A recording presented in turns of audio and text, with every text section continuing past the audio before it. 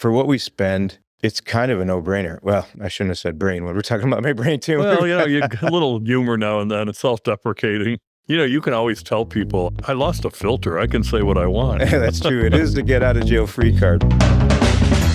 Welcome back to the BOBcast. I'm your host, Bob Riney, President and CEO of Henry Ford Health, and I am thrilled to have you joining us today. The BOBcast is where Detroit's future comes into view. It is where you'll hear the big ideas, bold voices, and crucial conversations that are shaping our city, our region, and beyond. Real and unapologetically focused on creating a stronger, more vibrant future.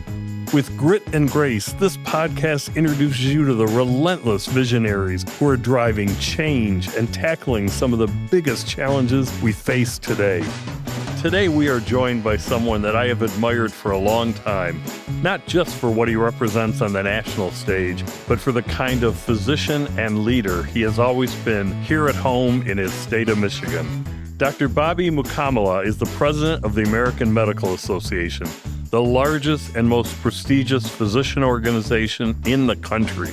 He's a nationally recognized advocate for transforming America's healthcare system, reducing burden on physicians, and improving the health of our communities. And on top of all that, he's an accomplished head and neck surgeon, a small business owner, and a true champion for the future of medicine. He understands what it means to care for patients, to support physicians, and to build a system that actually works for people. We're lucky to have him as a Michigander, and I'm thrilled to have him with us today. Bobby, welcome to the BOBcast. Thank you so much.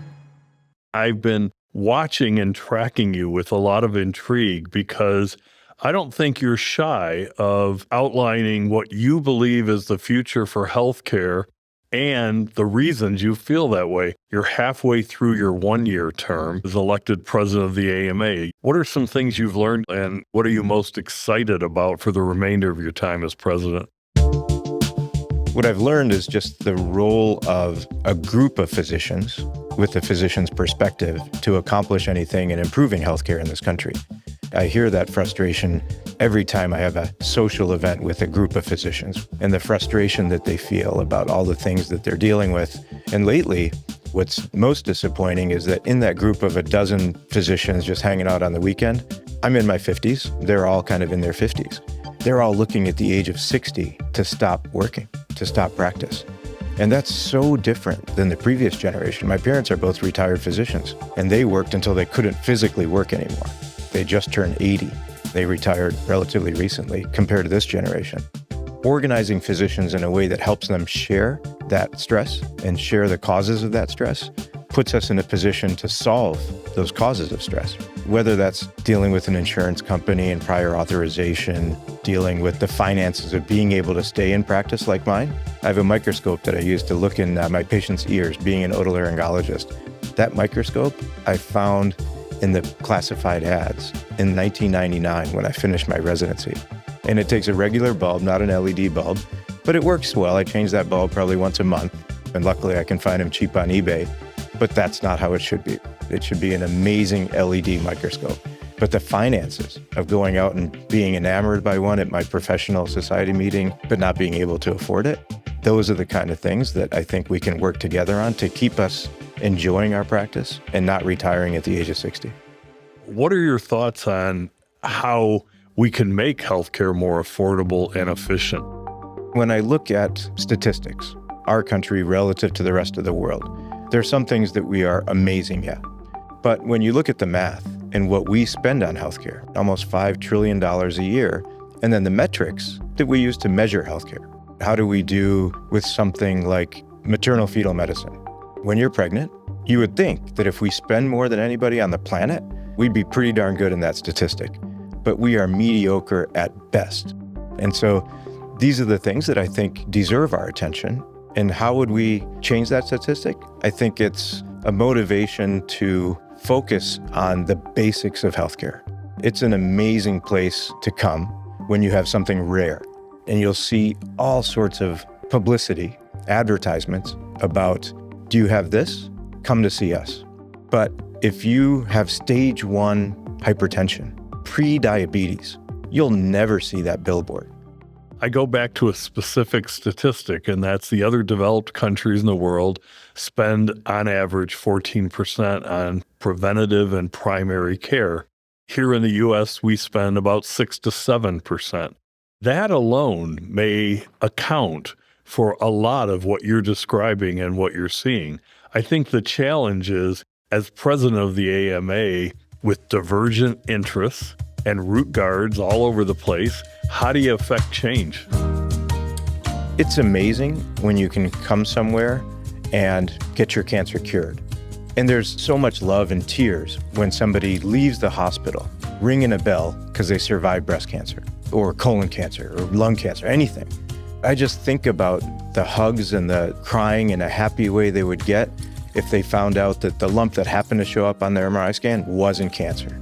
And if we can instead change that celebration to, I'm healthy, what they thought was something that could be bad wasn't. Let's say it never got to that point. You're living healthy. You become used to that. There's not a celebration of the changes of statistics. But how do we also celebrate prevention? How do we celebrate the thing that we stopped from happening? How do we celebrate health? That brings joy into the physician world and will help with burnout as well. When we save somebody's life by doing an operation or giving them chemoradiation, it's wonderful, deeply needed, and we shouldn't rob from Peter to pay Paul. I would say it's an investment in prevention that maybe in a generation can decrease the consequences of not making that investment, which is that more people will get ill. And so I don't think that we should decrease the attention and the love that we have for curing disease, but we need to make an investment in prevention. And so I don't think that the cost is going to go down anytime soon. An investment is something where your costs go up. But after that investment, after a decade or two, that's when we'll see the return on investment. Tell me a little bit about how growing up in Flint, with its storied history, affected your own view of healthcare and your own motivation for what needs to happen. My parents moved to Flint essentially when they were 25 years old from India, and they're international medical graduates. At that time, in 1970, it was like a red carpet. I remember my dad took a taxi to the hospital when he was doing his residency, had Indian rupees, couldn't even pay the taxi. And it was late at night. Somebody comes out of the hospital, pays the taxi, brings them into the bachelor's quarters where residents were coming in. It was wonderful. And that's the love of Flint. I owe a lot to that city. I remember growing up in the apartment, basically in the shadow of the hospital. And my mom would go in to make her pediatrics rounds, and there was a little playground outside. And I would be there. And now, every Thursday, I walk into that hospital to do surgery. And I look and see where the playground was. Of course, now it's a brand new emergency department, but there used to be a swing there. So it's been a wonderful town to me, and that's why it's not even an obligation. It's a love that made me come back. And everybody that leaves after looking at the revitalization that we're trying to do with restaurants in a downtown that used to be empty at Friday when the courts closed, now you got to look for a parking spot. You were diagnosed with a cancerous brain tumor in November of 2024. In June, he was elected the next president of the American Medical Association. Yeah, by November of 2024, he was living with an 8-centimeter brain tumor, not knowing what the future would hold. You now keep a running list of things you've learned since your diagnosis, which you call, and I absolutely love this, tumor wisdom. What have been your biggest takeaways from this whole experience? In a day or two of finding out I have an 8-centimeter left temporal lobe tumor, when my parents came into town, my kids came into town, we have adult twins, the love that I was feeling, not just from them, but from everybody. It's the night before Dr. Bobby Mukkamala leaves his Flint, Michigan home and heads to the Mayo Clinic in Minnesota. His mood is calm, even jovial at times. The doctor, turned patient, is choosing hope over fear. I can genuinely say the house that I live in was the president of General Motors' home in the 1950s, Harlow Curtis. That's why I have a car collection as well. The day that I got diagnosed with cancer, Jay Leno was scheduled to do a fundraising event before his comedy show in Flint, and he came to my car building. My favorite thing about my website here is that people get to see the cars in motion. Oh, she's starting to get some heat in her now. It was a bizarre morning, crying in the morning and laughing with Jay Leno in the evening, but life is good. And I'm a lucky guy for that. But I'm just as lucky to be able to have 6 telemedicine visits with neurosurgeons across the country whose only aspect of their care is working on exactly this kind of tumor. Not general brain tumors, but gliomas. And so to have that kind of access within 48 hours, I was like, I'm a lucky guy. When faced with something that could be fatal, you want those best-in-class experts to be able to tap into, but you also want to partner with a physician to help you on your health journey in all other aspects. And I think both you and I agree that we need and can build a system that does both in an incredibly effective way. Absolutely. For what we spend, it's kind of a no-brainer. Well, I shouldn't have said brain when we're talking about my brain tumor. Well, you get a little humor now and then. It's self-deprecating. You can always tell people, I lost a filter. I can say what I want. That's true. It is the get out of jail free card for sure. But yeah, I think we can easily accomplish both. When I leave a room and diagnose somebody with head and neck cancer and everybody's emotional, we know the right thing to do. But to accomplish that right thing, 1, because there's physician shortage, 2, because there's a prior authorization process, 3, because that's the most likely thing to cause bankruptcy in this family because of high deductibles for insurance, because the medicine they need is more expensive than if you cross the border into Canada and get the same medication. These are the challenges that lead to us spending more than anybody. And all of those are fixable. In addition to being president of the AMA, in addition to being a very busy practice owner, in addition to being a parent and a spouse and a community advocate, you own restaurants in the Flint area. How do you balance all these balls? When you do something you love, it just never seems like work, ever. And so when I give people a tour of downtown Flint, that we've been amazing at. I remember coming down here for a tour on a bus to see all the things that were being done in downtown Detroit. And we replicated that in downtown Flint. That's the kind of thing that just doesn't seem like work. So yes, when you give the list, it seems like a lot. But on top of that, what I love about Flint is that it's the birthplace of General Motors before they came down here.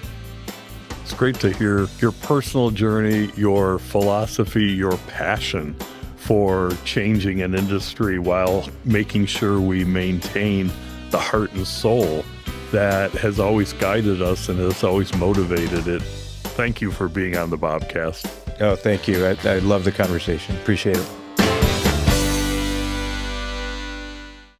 I wasn't sure what I expected when I sat down with Dr. Bobby Mukkamala, but boy, oh boy, this has turned into one of my favorite episodes.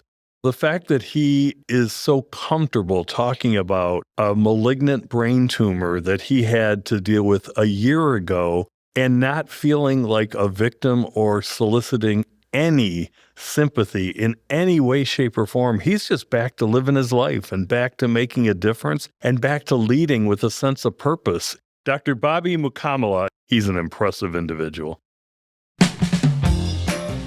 If you enjoyed this episode, please click follow so you will never miss a future episode. Share us with your friends and leave us a 5-star rating and review, which will help others find us. If you have suggestions for a topic or a guest, email us at bobcast@hfhs.org. Remember, every action we take today is a step towards the future we're building together. Let's keep striving, keep believing, and keep moving forward. Let's use positive momentum to carry us through an era that's filled with troubling questions. Until next time, take care and keep making a difference.